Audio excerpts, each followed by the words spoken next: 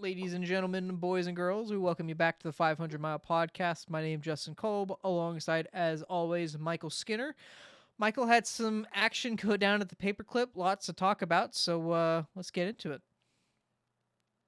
We have a lot of talk about. We don't really have a lot of action. That's true. That's fair. So, All right, uh, well, before we get into that, let's do a little bit of house cleaning here first, because we did have some news drop today and throughout this week. First, want to go over the new nominees. I guess not nominees, but entrants into the greatest 75 in NASCAR this week. Had Greg Biffle, Sterling Marlin, and Ryan Newman join that list. Ryan Newman joined it today. So those are the three new entrants into that list. I would say deserving. Maybe not the greatest accolades, but definitely in their time, they are the names that you knew the most, or that were the hardest to get around for Ryan Newman for sure. But just week to week, those were some of the best guys that you had to beat week in and week out in their time. yeah, absolutely. When I look at these three names, the one thing that obviously as a sticking point is no no Cup titles, but throughout their illustrious careers in the Cup Series, if you go back and look, those three names all had very very good shots at winning a championship at one point and the other. Um, I think when we look at names like this, we kind of take for granted how hard it used to be to win one Cup Series championship. It seems like now with the way the system is, it's a little bit easier. But back then, I mean, you got to think these guys were growing up against the likes of Jeff Gordon, Jimmy Johnson, even Dale Earnhardt for Sterling Marlin, Rusty Wallace. Uh, so there weren't any slouches, back then. So yeah, I think they're deserving. I mean, heck, I mean, Greg Biffle literally came out of retirement, won a truck race, then went back to retirement. The guy was like, one for one, I'm done. Um, which was pretty cool. Um, Sterling Marlin again, well deserved. Back to back Daytona 500 winner. Had a shot in '02 to win the championship there. Honestly, probably was going to go on and win that championship had it not been for his accident with hurting his neck and then being replaced by Jimmy McMurray, because McMurray went out there and won. Uh, the I think it was, what was it, the Bank of America 500 back then, I think it was called. Um, so I'd imagine that he would have probably had a very similar result there. And then what can you say about Ryan Newman? He's the Rocket Man. He made qualifying really fun to watch. That's something that we kind of miss now, is that the 900 horsepower, which we'll talk about later, screaming down into turn one, and man, Ryan Newman, he was the best. Not even just qualifying, I'd argue. Whenever he knew that he needed to get 110% out of that car, he would get it. Because the one that sticks into my mind the most is that last restart in Homestead in 2014, where he may not have had the best car, but man, he certainly got all he could out of that car. Yeah, absolutely. Like I said, super super well deserving names. Excited to see who's going to be announced the next 2 days, I believe, and over the weekend. So we'll see who's next. You know, I don't even know what that puts us up to. I didn't actually sit there and count it. So, are we at 65 yet? I don't think so. I think we just passed over I 50, believe, yeah, I was gonna say, I or believe we're 60. at. Sorry, Did we just pass over? I don't know. There's too I think many. we just passed over 60. But yeah, super super well deserving. Like I said, excited to see the next couple of names. Um, I'm sure that we'll see the likes of Dale Earnhardt Jr., Kyle Busch, uh, Kevin Harvick, names like that are going to be in the fold as well. So pretty cool. It's excited to see these guys get recognized, by NASCAR for their hard work. For sure. And next up, believe some news that came out yesterday morning. Um, Basically, NASCAR, not really even the final appeal officer. It was really NASCAR themselves that kind of overruled this and gave Colleague their points back. They basically acknowledged that it was the same penalty as Hendrick, and I'll read out NASCAR's statement because it kind of threw me for a loop in a good way. Their statement from yesterday was NASCAR believes that Colleague Racing committed the violations documented in the penalty notice, that the penalties were appropriate, and that the three-person appeals panel ruled correctly when hearing the Colleague appeal on April 5th. However, in the interest of treating competitor or all competitors fairly, NASCAR today requested that the final appeals officer remove the race and playoff points from the penalty.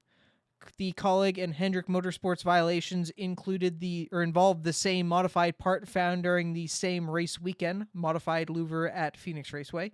And with fairness and consistency top of mind, NASCAR requested that the final appeals officer, or the FAO, match the final Hendrick Motorsports penalty. So I saw that, and I even tweeted as such. That was the first time that I think we've really seen NASCAR kind of just take one on the chin, kind of acknowledge that, the system may not have been the best, and just corrected it themselves, took it on the chin, and they'll move on from that. Again, I was kind of caught off guard, but I loved the call. It was, I mean, we argued it when they made that call. It was the call that it should have been in the first place. So I guess in the end of it, Michael, NASCAR in the end got it right.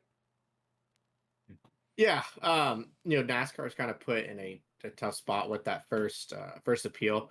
First thing I'm going to say is, um, I think both penalties should have stuck regardless. But you can't like I said, the biggest thing is if it's the same penalty, how can you have two different appeal boards look at it? Because you're going to get two different results, and that's exactly what we saw. And even NASCAR saw the kind of flaw in their system. Had it just been Hendrick Motorsports, and this happens 3-4 weeks, maybe a month later, it probably isn't as magnified, and it probably doesn't make as big of a wave in the industry. Um, but I think that we found the flaw in the appeals process. Even listening to Denny's podcast last week, you know, looking at the flaws in the process on how the appeal process works. Uh, you know, he got fined more points than teams cheating at this point. So I think that goes a long way to kind of just get an idea of like where NASCAR is going. I do think that the next time this happens, NASCAR is put in place to where a black and white penalty will then continue to stick. Because I think that's the only way that we can kind of stop the things that are happening now, right? Unfortunately for the 3 team, which we're going to talk about here in a second, with their penalty that was announced, right? This one is black and white. They are not going to get any of that stuff back, regardless if they appeal, because it's not going to be a 50-50 split. It's all or nothing. And, you know, you have to and you have to recognize that it's always harder to prove 100% innocence and 100% guilt than it is 50% innocent, 50% guilt. So it'll be interesting to see how this next appeal process goes for the 3 team, and I think that'll really give us a real indication on where kind of NASCAR is trending with the appeal process. For sure. And we'll segue right in since you brought it up. The 3 team was hit with a L1 penalty today. This means that crew chief Keith Rodden was fined $75,000 and suspended from the next 2 points races. So the next 2 races, the team and the driver were assessed a loss of 60 points and 5 playoff points.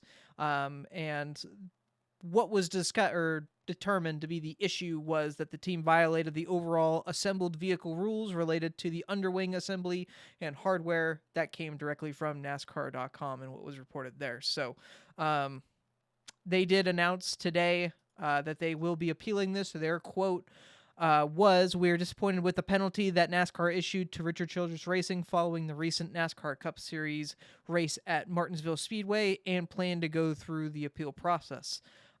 Michael, like you said, I don't really know that they'll get very far with this, but they will try and appeal this to get what they can back. Yeah, I don't think they're gonna get very far. especially like I said, especially with the precedent NASCAR set with the changing of the appeal process. I think this one's kind of just gonna be what it is. And I think it should be, regardless of who it is. If if you break the rule of messing with, parts that are not supposed to be messed with, then it's gotta be a penalty. There can't be any leeway. There can't be any gray area, right? Because that's what got us in a lot of trouble before is we had this gray area that, NASCAR allowed, 5, 6, inches, 5, 6 things here, right? But those 5, 6 inches worth 2, 3 tenths on the racetrack. And if we're going to stick to what NASCAR wants it to be, then we can't give teams that opportunity. As much as that kind of sucks, we have to be black and white. We have to have a governing body that holds our race teams accountable in situations like this. But in all fairness, if looking at the penalty, the fine and the points, the thing I will say about this is they should actually have given the 3 car 60 points, especially for running like an average of 25th while cheating. I think that's pretty impressive. I don't think we have to worry about the 5 playoff points because I don't I don't think he's going to get 5 this year or next year combined. And another thing on top of that is I'm pretty sure everybody that's an Austin Dillon fan is probably pretty excited Keith Rodden is going to be gone for the next 2 races. So all in all, it may work out for him. I don't know. Yeah, all in all, a win-win for the 3 teams. Is that what you're saying? Yeah, pretty much. Yeah. Well, we'll have to see what comes of that appeal and what happens with that race team moving forward. Time will tell with that, but that is all the news that we had off the racetrack this weekend. We will we'll now dive into what happened on the racetrack, and we did make some history this weekend, Friday night into Saturday morning for some people on the East Coast. NASCAR decided that since there was some rain that hit the track on Friday night for the truck race, Michael and I were going back and forth. I was like, there's no way that they're going to get this race in. Like when I left to go get food and I texted Michael, there was a literal river flowing down the French straightaway. I saw it. Like it was going across the curbing.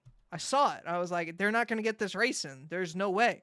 And it was already late to a point where I didn't think that they were going to even bother with it. But lo and behold, they got the track to 90% dry and decided that they wanted to put rain tires on it. 95. Sorry, I was being generous. The only part that wasn't dry was pit road. Yeah, I'll get to 15 laps. Don't you worry, I'll get to that. But yeah, they dried off the river, got the track mostly dry, and then decided that they were going to put rain tires on it. In NASCAR's defense, I'm glad that they didn't go overboard with this, trying it out. I'm glad that they kind of took some sailing into turn 1. Good. No, I'm glad that they didn't do that to begin with. Hold on, let me finish my statement here, Michael. Hang on. Yes, they started it on dry. I'm glad that they didn't send them into, a complete shit show of a situation potentially. However, they called the race past halfway when they knew that they were going to get to that point. And that track at that point, you probably could have just blown off if we were going to invest in the rain tires, they had already started that night. If you were going to go all the way, you could have just blown the standing water off of it and let them go. Like if we're going to try, they took the baby step in that night and were like, okay, this could kind of work. You could have went to the next step that night and been like, okay, well, how far can we get away with this? Because at that point, the race was already going to be official. You could have just blown the standing water off of it and sent them out there. If it didn't work, you could have, put them back on pit road, dried it off a little bit more and sent them back out, whatever you wanted to do. But I mean, you had a chance to go a little bit farther and see what more you could have done that night, and they didn't. Instead, we wasted what? 30 minutes 30 minutes before the race even started to get everybody ready. Then they let them out there. They ran 27 laps through the caution, which was fine. Like I said, I'm glad that they tried out the rain tires and then send them out into a horrible situation. But my problem is then we wasted 15-20 laps just drying off pit road. Like, what was the point of it at that point? We had just ran a race at Texas that was doing non-competitive pit stops. We could have just very easily said, all right, guys, we're not doing competitive pit stops that night. Because, I mean, the way that I heard it explained on the radio was you cannot lose positions on pit road, but you have to beat the pace car back out off the track. And if we're just doing it that way, sure, leave it non-competitive all night. Just let it run. You could work on that, during stage breaks or whatever you want to do, but the fact that we wasted 15, 20 laps, like a good 20 minutes just sitting there while they dried off pit road, like for what reason? I think I know the reason. I think they wanted to waste enough time to when the rain would get there and they could have just perfectly got it to halfway like they did and then call it that way. I think that was the main point all along. But I'm glad that in to close out, I'm glad that they waited or they kind of took it easy in the beginning, but they completely missed an opportunity to go a step further later in that race. I I'm actually gonna go the opposite argument. I think NASCAR is soft. Uh, Just like that tire. And l- to be fair to that tire too, in the it's a situation, that's the it was a best great tire we've tire. had all Yeah, year. it was a great tire. Goodyear can actually make something that provides good racing. Ah, all right. Let me just start at the top. All right. So let's start at the beginning. All right, break it down. Okay. Every driver literally said they would have rather just started on slicks, Mm-hmm. right? That is telling you how dry that racetrack was. If they were willing to go down into the corner on slicks, unknown, after hours of a rain delay, that's telling you how dry that racetrack was under the pace laps. And I just want to be fair because there was a little bit of gray, like or darkness in that racetrack, so it wasn't completely dry, but it was dry enough.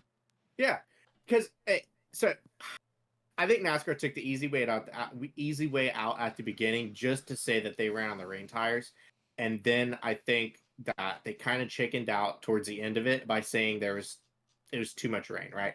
The There the was a reason that we the reason that we have the rain tires, right, and the windshield wipers is to run in the rain. They were talking about, oh, it produced too much spray. How do we know? How do we know? That's what we have the windshield wipers for. Let's actually use them. well, they weren't for the rain; they were for wet weather. Yeah, wet weather. Okay, but why not just use it during the wet? You know what makes things wet? Fucking water. Yeah, Okay. Like it wasn't like I'm not saying that they need to go out there in torrential downpour, but the which it drivers was were not. walk the drivers were walking to their trailers at the end of the race without umbrellas. Right? If it starts sprinkling a little too hard, umbrella, right? Don't want to get the precious athlete dirt wet, okay? So if they didn't have umbrellas over them, it wasn't raining that hard, I promise. Um yeah, it's just kind of honestly, I wish we could have ran that tire in the dry all week, all weekend. Just bolt that tire on, and we would have had so many good races. I The one think real thing quick, Timmy Hill put it perfectly for the beginning of that race was we wasted an extra $2,400 to help them dry the racetrack. per That's pretty much team, what happened. yeah, Yeah. per team, $24 per team for those rain tires. Um, yeah, like they worked. Okay, now let's not be as hesitant to try it. Bolt them on when it's raining. The only way we're ever gonna know what's possible and what's not possible is by doing Try it, it. right? Yep. Yeah, I mean, this whole race was the absolute perfect opportunity to go out there and try it. And I just think they fumbled it completely through the whole thing. From They beginning to waited end. too long. They ran 60 caution laps.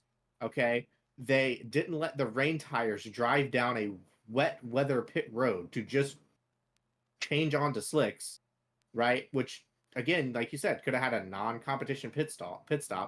And then first, right? And above that, if pit road is dry, why do teams have to have non-competition pit stops to go from, right? They dried it, right? They wasted the time drying it, right? Why? I don't understand. Just have a non-competition pit stop. It's Yeah. just if you're gonna Especially if make it's that so decision, late in the do it. night already. And I think that yeah. It was such a good opportunity that NASCAR just fumbled on, and I think the thing that makes me the most frustrated is we're we see it every week, and we'll talk. And I know we didn't put it on our notes, right? But I want to talk about the tire that sat on the racetrack for 3 laps that nobody saw. like Yeah.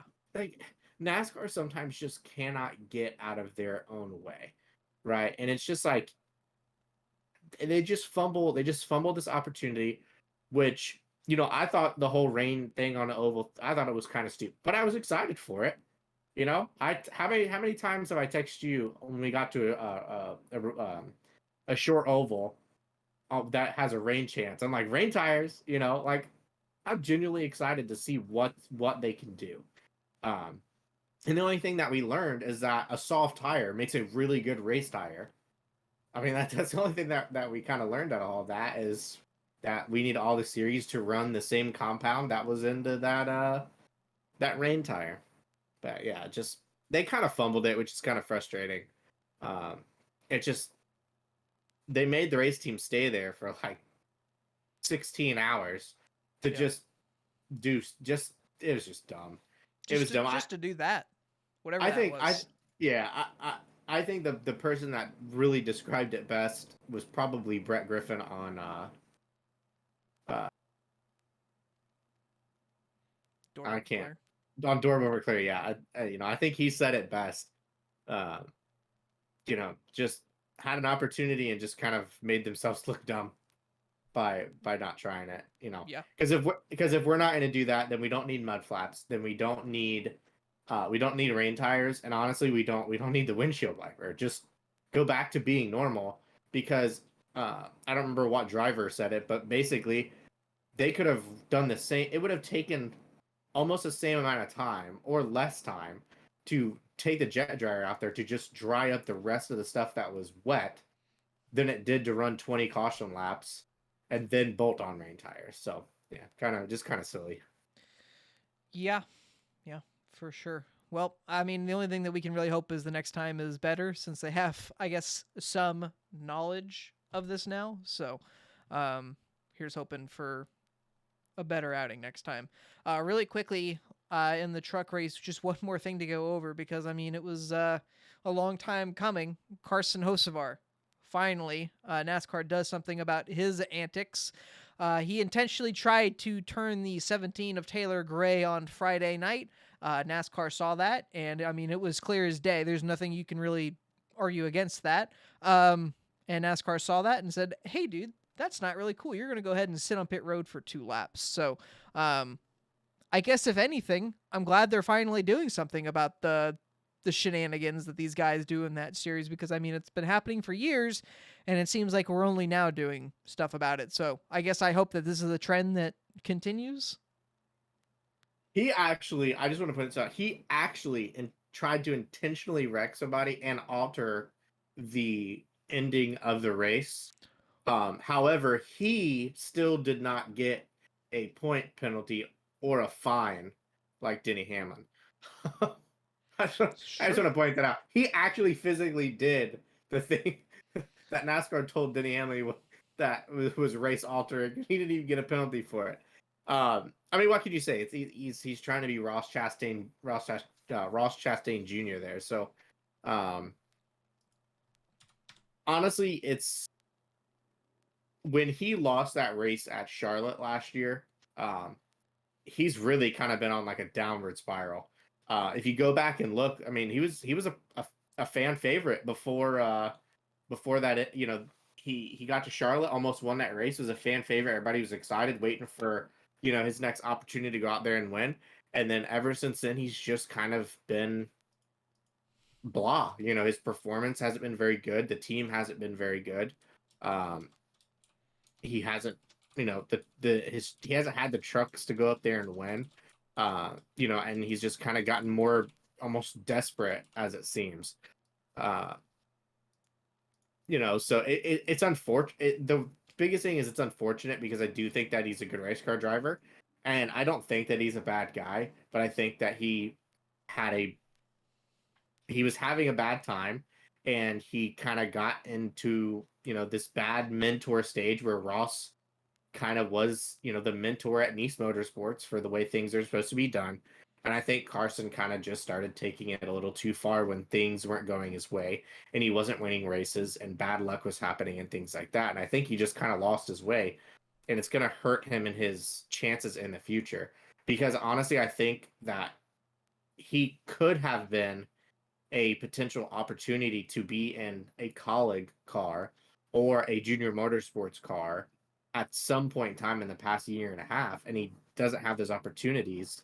And the only reason that I can point at why is because of these antics. You're because you can't tell me that Carson Hocevar isn't a better race car driver than Derek Kraus. All right, I personally think Carson Hocevar would have been a better option in the 10 car. Derek Kraus is doing a fantastic job, 2 top 10s. Um, you know, but I still think that Carson has more potential, and he's just not getting those opportunities and looks because of you know these reasons. So it's kind of disappointing because I think we all were kind of excited about a year ago for him trying to get his first win, and then it all just kind of uh, turned upside down. Very quickly too. So hoping that's the trend that follows that in that truck series, because there's a lot of those shenanigans that need to get you know taken care of like that one did. So hoping that continues.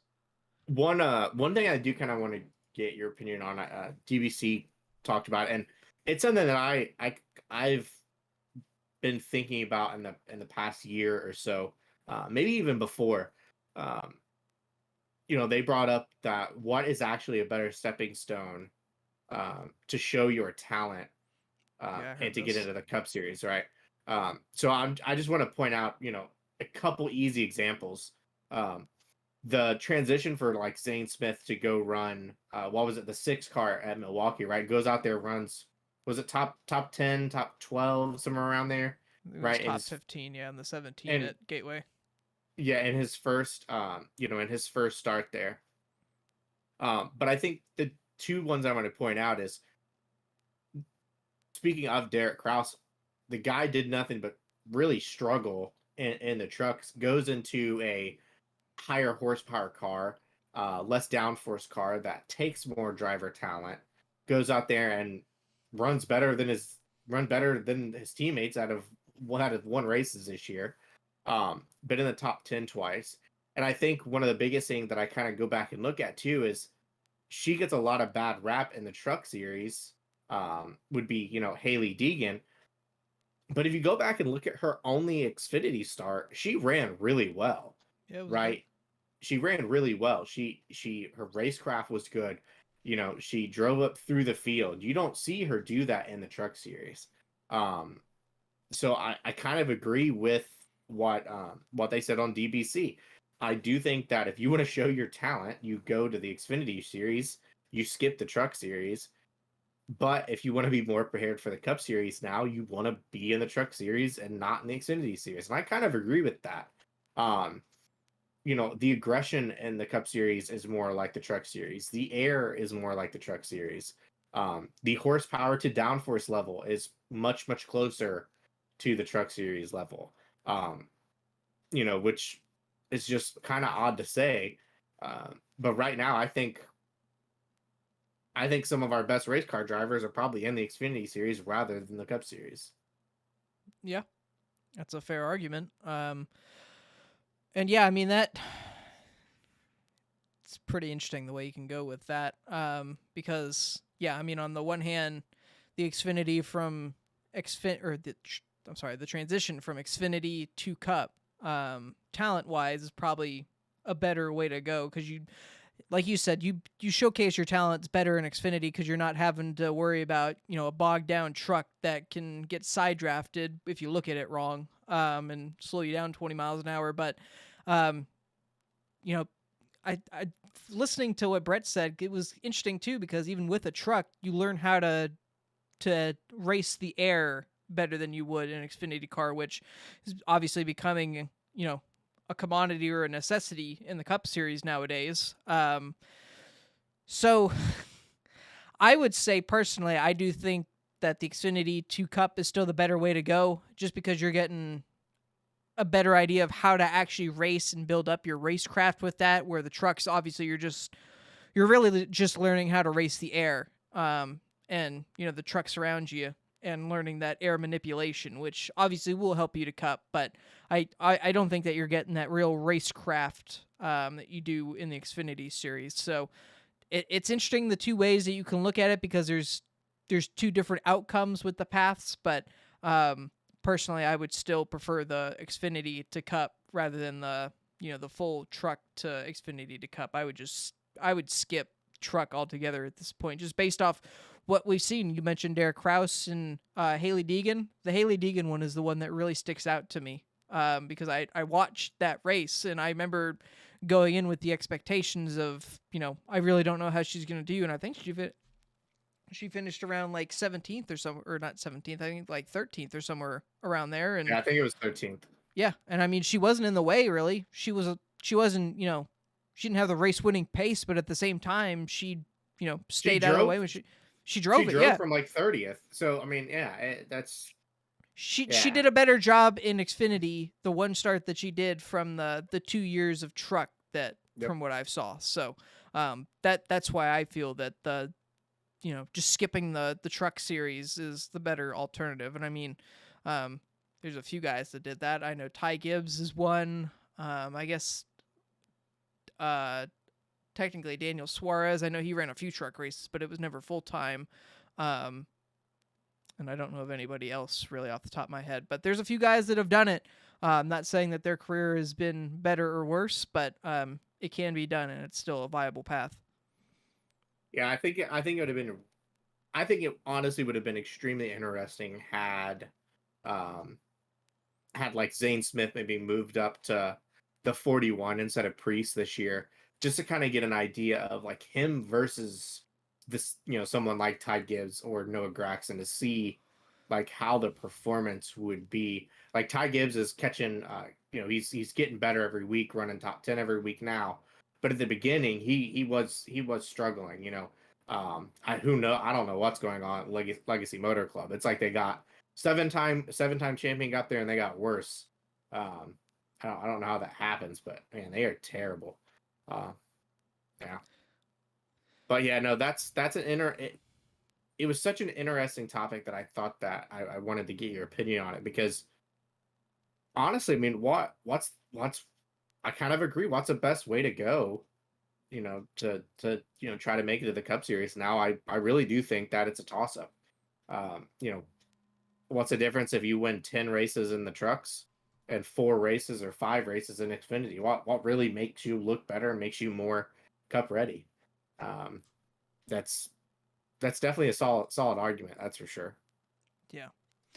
Well, and I mean, I know you had mentioned Zane Smith. He arguably would have been better ready this year for Xfinity at this point, because he's showing this year at this point. I think this year is going to be a waste for him in the truck. So obviously, I think he'll make it to the Final Four. But when you start running, first through third pretty much every week and are up front for the majority of the race, I think it's fair to say that you're ready to move on. So if if Front Row does not get him in an Xfinity or a Cup ride next year, or even Ford in general, if they don't move him up, he may be a guy that gets snatched up again. I know that he was snatched away from GMS to fill that 38 truck role, so could happen I again think if I no think one that's steps gonna up. I think that's gonna end up who's gonna be in the 4 car. That's just my personal opinion. Yeah, and I mean, I think that the two front runners are Eric Jones and Zane Smith right now. yeah, that I would have to agree with that. All right, last point, because it was a big talking point, obviously, for this week with the racing that we saw. You and I have beat this horse to death for weeks, so One I more do want to. time. Yeah, I want to. Well, I want to keep this one kind of at a specific subject at this point, and I don't want it to go on for too long. But there have been a lot of things noted about what's hurting the short track package. Shifting. NASCAR. Well, to get more specific, yes, NASCAR themselves are hurting it, but to get into the specifics of the car and what's hurting it, shifting, low RPM, the low horsepower, too good of brakes was brought up today, or I guess yesterday, and too hard of a tire have all been things noted. I kind of want to give my 2 cents on this, and then Michael, I'll let you take the stage here, because at this point, I'm kind of under the impression, and I'm obviously all of those things as a whole are what's hurting this package, but the one thing that I keep hearing drivers talk about, it's something that really bothers me. Um, and even some legends of the sport have said it really doesn't belong here, is the shifting, because we're doing it almost everywhere. Obviously, with exception of the super speedways and stuff like that, even sometimes on the mile and a halfs. But um, We did it at dirt. yeah, the shifting needs to go. I don't care how we do it, what we do to get rid of it. I honestly don't even want the fifth gear anymore. Like, it was cool. Oh, we got another gear. Let's just get rid of it, put it to 4, and let's just stop shifting at this point. Whether that means getting the horse or the RPM back up to at a point where we don't need it anymore, or we do something with the actual transmission with that. Let's just get rid of it, man. We shouldn't be shifting at a short track or any track in general unless it's a road course. Like, this is NASCAR. I don't think under any circumstances, like I said, unless it's a road course, do we need to be shifting? Because it's already been well documented. When you're shifting, you're getting all those higher RPM. And I mean, when you're doing that in the middle of the corner, you're essentially getting a small shot of nitrous, and it's just excelling you off the corner and propelling you down the straightaway. And I mean, that obviously is factoring into the lack of passing that I guess really the lack of racing that we saw on Sunday. Obviously, a lot of those other things are hurting the package as well, like I said. But I mean, if we're narrowing it down to one thing and one thing alone that we can take away or make better, I would get rid of the shifting today. Honestly, obviously, I want the horsepower back up to a point where I'd love to be up at 900 again. But I mean, if we're looking at this from a realistic standpoint, and I don't even know if the shifting is very realistic, but I mean, we got to do something, because I mean, we both feared going into that weekend that it was probably going to look pretty similar, and I didn't think it was going to look that bad, but that was bad. And I mean, we've seen a lot of Martinsville racing. If you have a guy that's going to dominate that entire first stage and then get a speeding penalty, go all the way back to 20th, and that's where he runs the rest of the race, do we not see a problem with that? Like, maybe some of the newer fans don't see a problem with that, but I mean, he literally could not do anything about that, and neither could Kyle. Not that I'm trying to bail him out of anything, but all I'm saying is when you get these guys that are really good, especially that day with Ryan Preece, when you saw what he was doing, if you have guys that good and they get sent to the back and can't recover from that, like quite literally can't do anything about that, that's a major problem. And I think I'm done. Yeah. I'm gonna actually kind of cover all the rest of the topics. Yeah, no, shifting is a major problem. It actually does one of two things depending on how you use it. Um, so not only does it help you slow down better with the bigger brakes, right? It also helps you. Well, I guess it is three things that helps you out, right? That really hurts passing. It helps you slow down a little bit more. So you have those massive brakes on it that already say cut, braking 100 meters. Now you probably add the shifting in that probably helps you another 100 meters. So it's a lot harder to make moves on the inside to beat a guy going into the corner. Two, some drivers like Tyler Reddick actually use it to turn the car in the center Yep. of the corner, right? So if you have a tighter race car, you use that to try to, it's not gone, but it is a tool to make that go away. Um, and then, of course, it adds the benefit of, I blow the corner, I'm just going to drop a gear, step on it, and the RPMs are so low as it is, and the horsepower is so low that it creates so very little tire spin, and it just doesn't wear the rear tires out. I mean, like Denny Hamlin said it, what creates good racing is wearing the tires out. Right now, they don't have the tools to actually wear anything out. If they're not wearing the rear tires out while downshifting into a lower RPM, that's telling you the problem right there, right? Shifting's got to go. They got to have more horsepower. Have to find some way. I don't care if they put the Energizer Bunny in the back of those race cars. They got to figure out something. They they at least got to get to 750, 750 to 800. They have to, and what I think what frustrates me the most about this is, you know, what does it hurt if you're NASCAR, what does it hurt putting 800 horsepower back into this car? And what happens if it produces the best racing we've seen, right? Cures a lot of the problems because I mean, what was it? Denny Hamlin, uh, didn't what did he say? Like for every like 50 horsepower, they'd run like I think it was two half a tenths. yeah, a couple tenths faster, right? Add the horsepower back. Let the tires wear out. You Well, know, even he made the point of, if they're not saving any money with lowering the horsepower, then what's the point of us still lowering the horsepower? He made the point that, and I heard this rumor at some point too, that they were lowering it to try and entice new manufacturers. There's nobody knocking on the door, so what's the point at this point? Like, well, I'll kind of defend NASCAR on this one. So I personally believe, look, I don't think we're gonna see anywhere close to a 900 horsepower combustion engine. I don't think either. Again, I think the reason that they are so, this is my honest opinion. I think they're so dead set on a lower horsepower is to add the electrification later on to bump that number back up to an 800, 900 horsepower engine. I do think NASCAR does want to get back there eventually. I don't think their goal is to run a 600 horsepower engine. I think that with this new car, with the zero emissions that they want to create by 2035, with the way all these other racing series are going, I think NASCAR wants to follow that similar path and add a quarter of your horsepower in by an electric motor. I think that's ultimately going to be the goal. Um, but it's what Denny Hamlin says. Do you want to sacrifice millions now to hurt your product to then wait to get electrification? They're not even doing, we're not at the point where we're doing testing in a car that we're talking about yet, right? So, in my opinion, they're in the early stages of electrification. I mean, we heard that IndyCar was going to go to an electric motor 2 years ago, and we still haven't seen. We just got the actual track testing, I think, this year with the IndyCar with their hybrid system, right? So, in my opinion, we're at least 2 years out from just testing a hybrid system in a Cup car, let alone actually getting to it.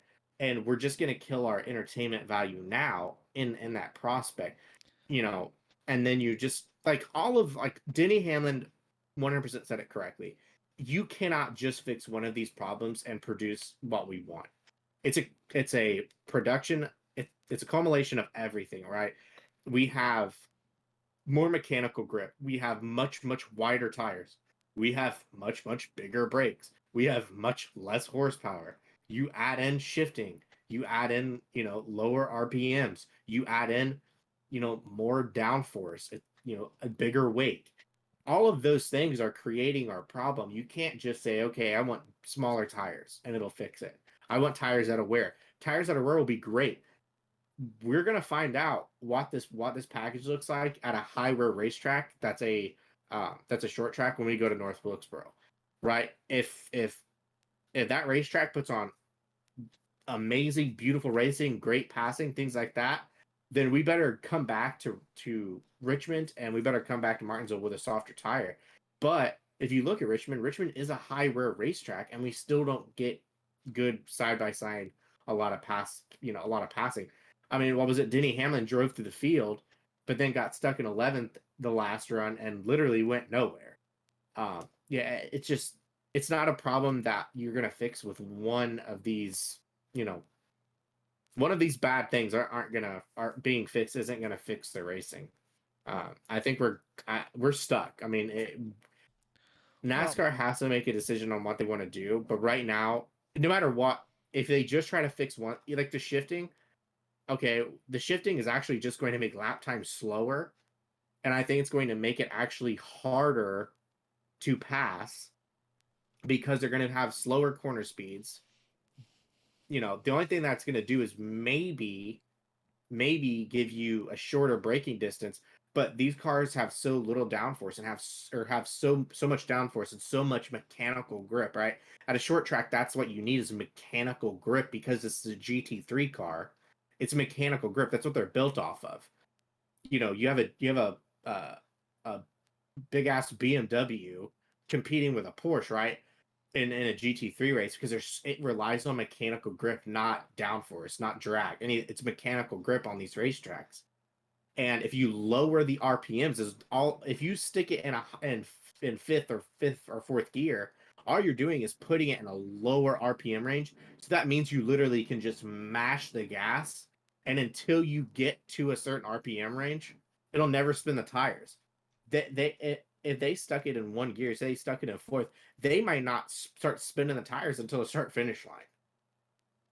It's we're, man, we're screwed. We are screwed, man. We're Well, not we're not in a good spot.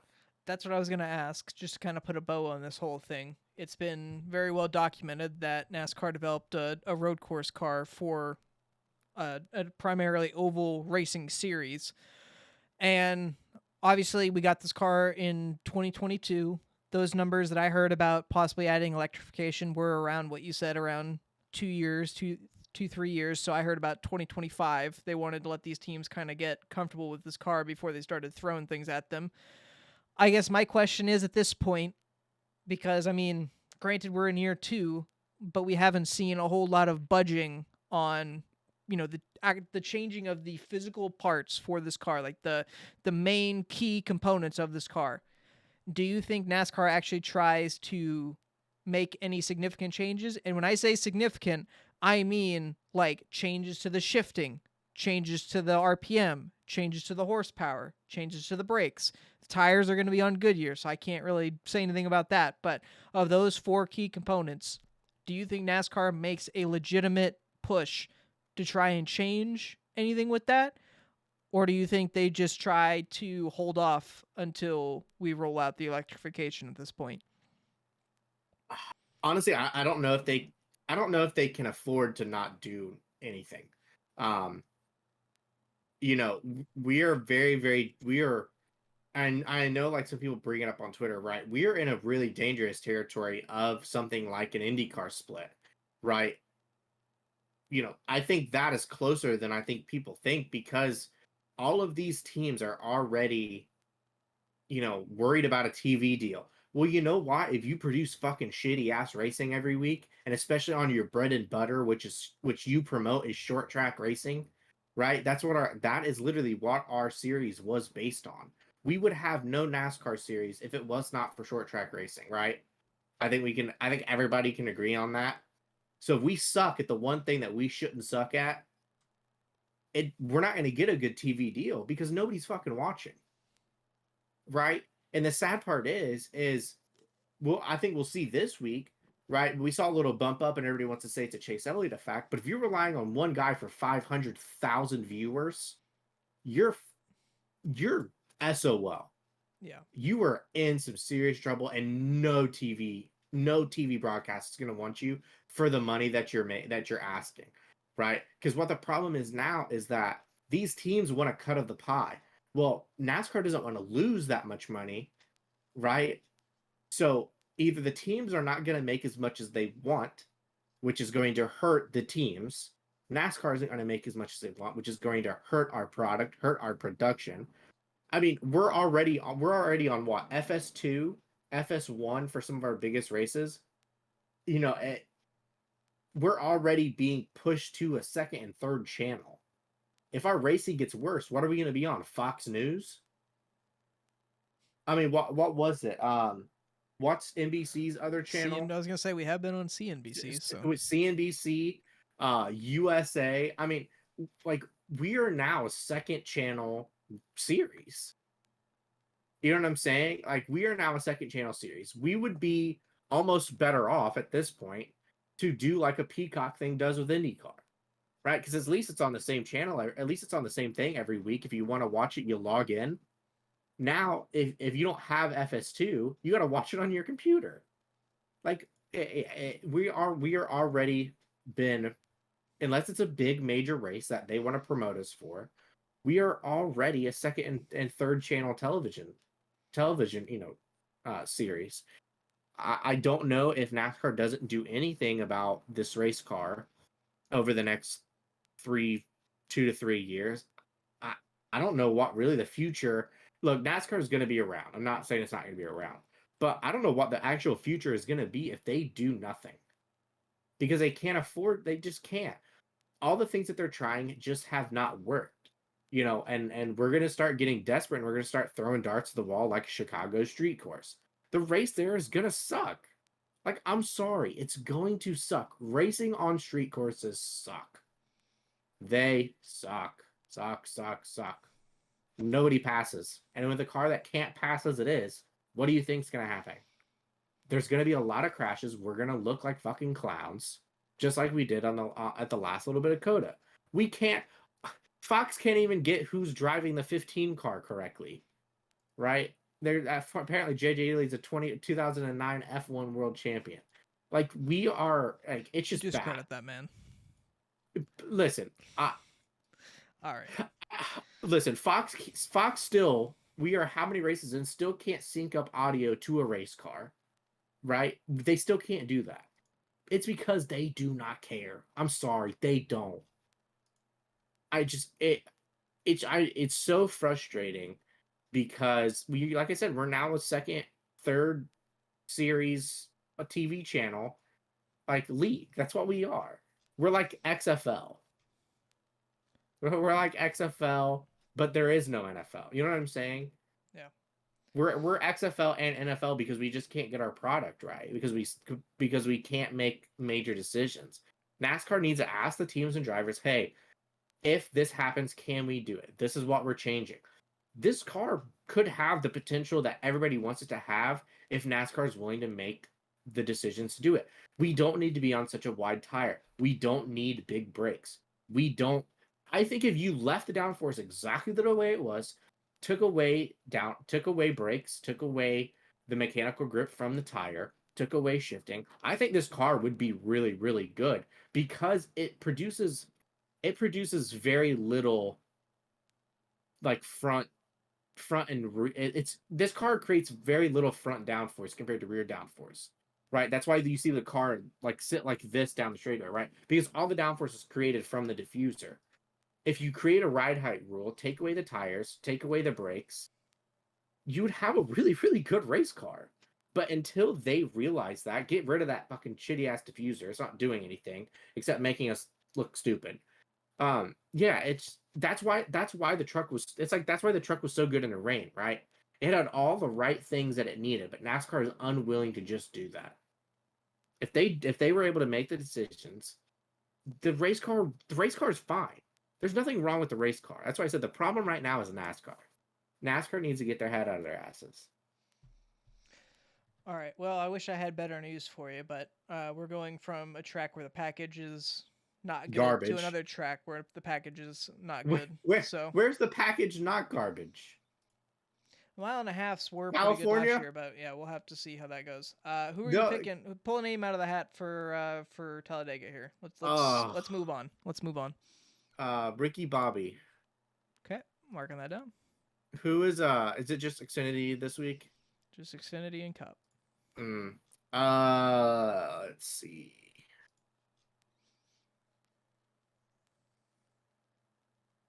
I'm gonna go with Parker Kligerman. Damn, that was who I was gonna pick. Well, now I need to figure this out. Man, just pick Austin Hill. I'll just pick Jesse. You know what? That is. Shouldn't have said that.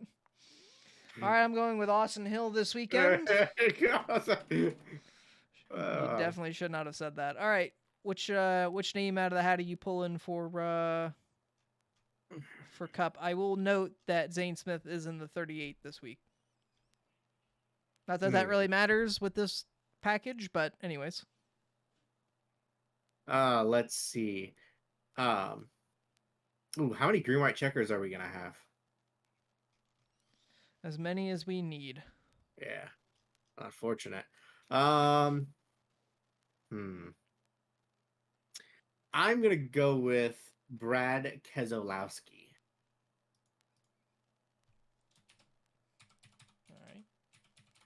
You could have also picked Austin Hill. He's in the 62 this weekend. Hey, I could have picked Austin Dillon. Keith Rodden's gone. He has a shot. It's true. Uh, you know what? I'm gonna go with Bubba Wallace because he's usually pretty good at the super speedways. So see if he can avoid a wreck that Man, wasn't of his own doing this weekend and pull it off. that guy can't even keep his wedding photos straight. That's listen, man. That's not on him. All right, it's not on him. Don't Listen, you put that evil on him. listen. There's two things that kind of come out with that. Who has a framed photo of somebody else's wedding picture, and then that's not like, that's kind of weird.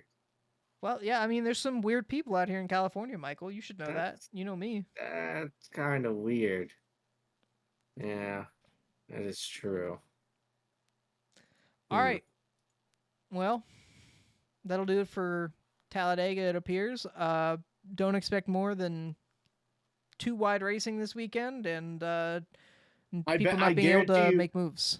I guarantee you that we wreck at least $2 million worth of race cars after the checkered flag should have flown. I will not take you up on that because I have a feeling that's going to be true. So, all right. Well, uh, I think uh, that'll do it. I know there's no F1 this weekend. Well, no what other? IndyCar, Okay. Is there any other no racing this weekend? MotoGP. I think the only one is Supercross. Where are they at? I think they're in New York.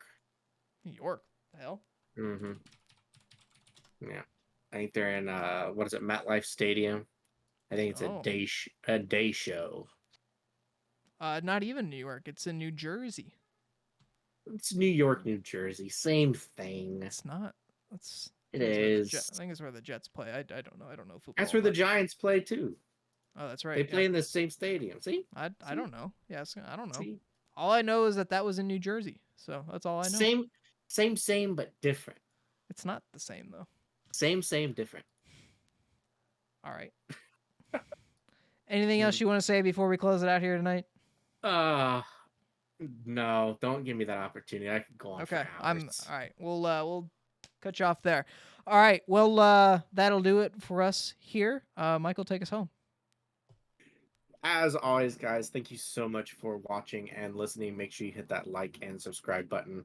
Leave some comments. Let us know how we are doing. If we're doing bad, let us know. If we're doing good, let us know. If you have any suggestions, let us know. Also, make sure you follow all of us on Twitter. Our Twitters are down on the screen, but also follow the 500 Mile Podcast on Twitter. Also, we're going to be jumping up our activity on that in the coming weeks. But I think my biggest thing is make sure you guys protect that I rating this week. I know that it's going to be taking some hurting. So as far as that goes, have a wonderful, wonderful week. Hope you guys enjoy Talladega, and we will catch you guys next weekend. So as always, my name is Michael. His name is Justin, and we'll catch you later.